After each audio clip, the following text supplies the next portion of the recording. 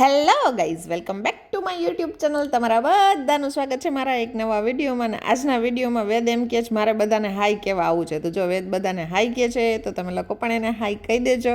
અને આપણે ગાડીમાં બેસી ગયા છીએ એટલે ગાડીમાં બેસતાની સાથે આપણને શું જોઈ? કાંટો ચડાવવા.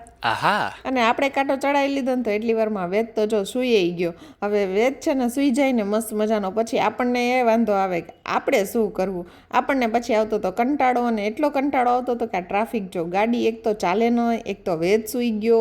હવે આપણે કરવું શું? પછી યાદ આવ્યું મને કે છે ને વેદના લિટલ આર્ટ્સ પડ્યા છે, તો આપણે થોડાક એન્જોય કરી. એટલે આપણે વેદના લિટલ હાર્ટ્સ એન્જોય કર્યા. અને આ ટ્રક પાછળ જો કેટલું સરસ લખેલું હતું કે દીકરીને મોબાઈલ નહીં પણ શિક્ષણ આપો, અને દીકરાને બાઇક નહીં પણ સંસ્કાર આપો.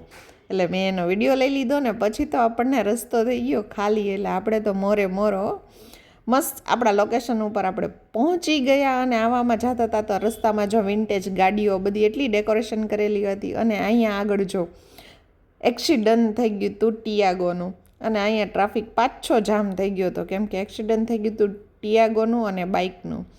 તો આવા એક્સિડન્ટને આવું બધું જોયા પછી આપણને તો કાંઈ ખાવા પીવાનું બનાવવાનું ઉકલે નહીં. એટલે આપણે તો છે ને સ્વિગીમાંથી મસ્ત ઓર્ડર કરી લીધો છે. લોકોને મારા જેવું થાય કે નહીં કે આવું બધું જોયા પછી, એક્સિડન્ટને એવું જોયા પછી આપણને કાંઈ ઉકલે નહીં.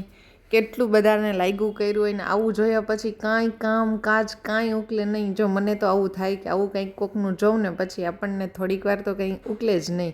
અને પછી તો આપણે જો ઓર્ડર આવી ગયો હતો અને જમવાનું પણ શરૂ કરી દીધું હતું. પછી યાદ આવ્યું કે વિડીયો લેવાનો હતો. હવે મળીએ નેક્સ્ટ વિડીયોમાં. આવજો.